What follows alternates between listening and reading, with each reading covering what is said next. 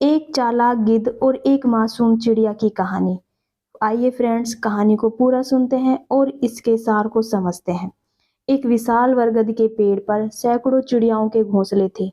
चिड़ियाएं अपने जीवन मस्ती से जी रही थी। वह सुबह दाना खाने जाती, शाम को अपने बच्चों के पास वापस आ जाया करती थी। और इसी बीच वह अपने अंडों और बच्चों की सुरक्षा के लिए उनमें से एक समझदार चिड़िया को उन घोंसलों के पास सुरक्षा के लिए छोड़ जाया करती थी। वह चिड़िया बाकी सभी चिड़ियाओं में से समझदार थी और वह उनके बच्चों की निगरानी रखा करती थी। इसी तरह दिन बीतते रहे। खुशी खुशी वह चिड़िया अपना जीवन जीती रही। एक दिन अचानक उस विशाल बरगद की पेड़ के तने में खाली जगह में आकर रहने लगता है और वह उनके घोंसलों को गौर से देखता है। और वह देखता है कि इस बाकी तो सभी चिड़ियाएं दाना खाने चली जाती थी, लेकिन एक चिड़िया उन घोंसलों के पास रुका करती थी और उनके बच्चों का ध्यान रखा करती थी। यह काफी दिनों तक चलता रहा। जब चिड़िया ने देखा कि वह गिद्ध उस बरगद के विशाल पेड़ के नीचे बैठा है और वह उनके घोंसलों को ही देख रहा है, तब चिड़िया कहती है, अरे गिद्ध भैया, तुम यहाँ कैसे और इस तरफ कैसे आना हुआ? तब गिद्ध कहता है, अरे चिड़िया बहन, मैं तो बूढ़ा हो चुका हूँ और मेरी तो क्षमता ही नहीं है अब उड़ने की। इसीलिए मैं चलते चलाते कैसे ना कैसे यहाँ तक पहुँचा हूँ। प्लीज मुझे यहाँ रहने दो। जो तुम दाना चुगोगी उसे खाकर अपना पेट भर लूंगा। और मैंने मांस मूस खाना तो छोड़ ही दिया है, अब तो घास फूस खाकर अपना जीवन बिता रहा हूँ। मैंने सोचा क्यों अपने अंतिम दिनों में पाप का भागीदार बना जाए। तो चिड़िया कहती है, रहने दो भाई, रहने दो। मुझे पता है तुम्हारी नस्ल कैसी है। जब शेर के मुंह खून लग जाए तो उसे रोटियां नहीं भाती। जब गिद्ध यह बात सुनता है तो वह कहता है, चिड़िया बहन, ऐसी तो कोई बात नहीं है। अब मेरी तो उड़ने की बिल्कुल भी क्षमता नहीं रही है।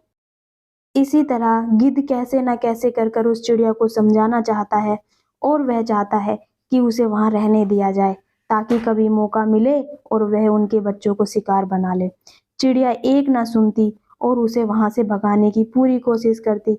तभी कुछ समय बाद चिड़िया के सभी पक्षी वापस लौट आते हैं और चिड़िया से आकर सारी बात पूछते हैं। चिड़िया सारी बात विस्तार से बताती है और अपनी सलाह देते हुए कहती है कि देखो दोस्तों, मुझे इस गिद्ध के इरादे नेक नहीं लगते, हमें इसे यहाँ से भगा देना चाहिए। तभी चिड़िया अपनी सलाह दे देती है, लेकिन उसके दोस्त नहीं मानते हैं और वह कहते हैं, अरे चिड़िया बहन, रहने भी दो। बूढ़ा हो चुका है गिद्ध, क्या करेगा? एक दो दिन रहने देते हैं, फिर भगा देंगे अगर इसने कुछ किया तो। गिद्ध ये बात सुनकर खुश हो जाता है और वह वहीं पर रहने लगता है। इसी तरह दिन बीतते रहे। जब सुबह सारे पक्षी भोजन के लिए चले जाते तो वह चिड़िया बहन उनके बच्चों की निगरानी रखती और पूरे दिन वहीं पर बैठी रहती। ना ये वह इधर से उधर भी उड़कर नहीं जाया करती थी। और गिद्ध उसे इधर इधर की बातें सुनाकर रिझाने की पूरी कोशिश करता, लेकिन चिड़िया उनकी उसकी बातों में नहीं आया करती थी और वो वहीं पर बैठकर अपने बच्चों और अंडों की रक्षा करा करती थी।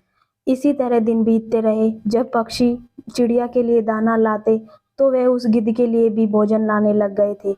गिद्ध उनके द्वारा लाए हुए भोजनों को खाता और वहीं पर मस्ती से रहने लग गया था। इसी तरह दिन बीतते रहे। एक दिन गिद्ध ने कहा, अरे भाइयों, मैं पूरे दिन यहीं बैठा रहता हूँ और तुम्हारे द्वारा लाया हुआ भोजन और खाता हूँ, तो मैंने सोचा क्यों ना मैं भी तुम्हारी कुछ मदद कर दूं। आज से मैं तुम्हारे अंडों का पूरा ध्यान रखूंगा और चिड़िया बहन को भी तुम अपने साथ ले जाओ। ये भी बेचारी एक जगह बैठी बैठी ऊब गई होगी, इसका भी दिल करता होगा कि वह इधर आपके साथ दूर तक जाए और उड़कर खुली हवा का मजा ले। गिद्ध की यह बात सुनकर चिड़िया समझ चुकी थी और वह मना करती है कि मैं कहीं नहीं जाऊंगी, मैं अपने बच्चों की रक्षा खुद ही करूंगी, तुम्हें बीच में बोलने की जरूरत नहीं है। तब गिद्ध कहता है, अरे बहन, मैं बोलूंगा तो तुम्हें बुरा लगेगा। मुझे तो ऐसा लगता है तुम्हें मुफ्त का बैठे बैठे मिल रहा है, इसीलिए तुम मेहनत नहीं करना चाहती। यह बात बाकी सभी पक्षियों के दिल में घर कर जाती है और वह फैसला लेते हैं कि शायद चिड़िया को बैठे-बैठे खाने की आदत पड़ चुकी है। इसीलिए वह बाज से कहते हैं, ठीक है गिद्ध भैया, आज से तुम ही हमारे बच्चों की रक्षा करना और चिड़िया बहन हमारे साथ भोजन के लिए जाएगी। चिड़िया उनसे कुछ कह तो नहीं सकती, लेकिन गिद्ध की सारी बातें समझ रही थी। गिद्ध बड़ा खुश होता है और इसी तरह कुछ दिन तक वह उनके बच्चों की रक्षा करता है और वह दाना लाते और गिद्ध को शाम को दाना दे दिया करते थे। इसी तरह कुछ दिन बीत जाते हैं।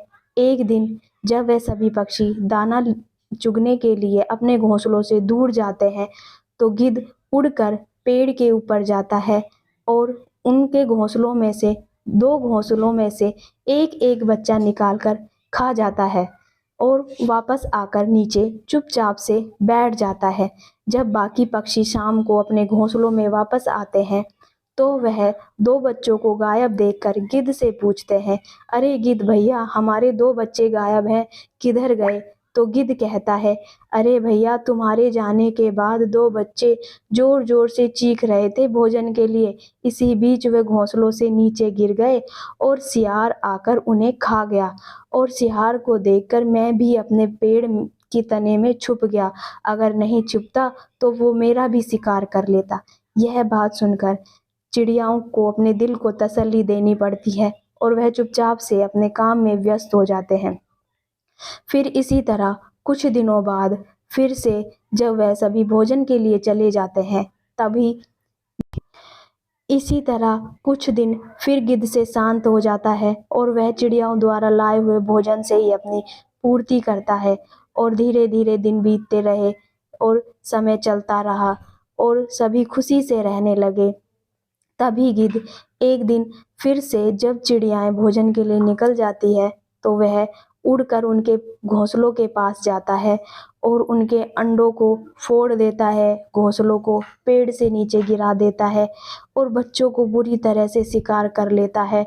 पेड़ के घोंसले सभी तोड़-फोड़ मचाकर उसका शिकार कर कर सभी को जान से मारकर वह गिद्ध वापस आकर नीचे बैठ जाता है। जब पक्षियों का समूह शाम को वापस आता है और वह अपने घोंसलों की इस हालत को देखकर सभी घबरा जाते हैं और गिद्ध से पूछते हैं कि हमारे बच्चे, अंडे कहाँ गए और उन्हें पेड़ की ऐसी हालत किसने की? यह सुनकर गिद्ध जोर-जोर से नौटंकी की तरह रोने लगता है और रोते-रोते कहता है, अरे भैया, तुम्हें क्या बताएं, ये 2 बंदर आए थे और उन्होंने तुम्हारे बच्चों को घोंसलों से नीचे पटक दिया और घोंसलों को तोड़ दिया, अंडों को फोड़ दिया और मैं कुछ ना कर सका। मैं सब बैठा-बैठा देखता रहा। मैं उनके साथ लड़ भी नहीं सकता क्योंकि मैं बूढ़ा जो हो चुका हूँ।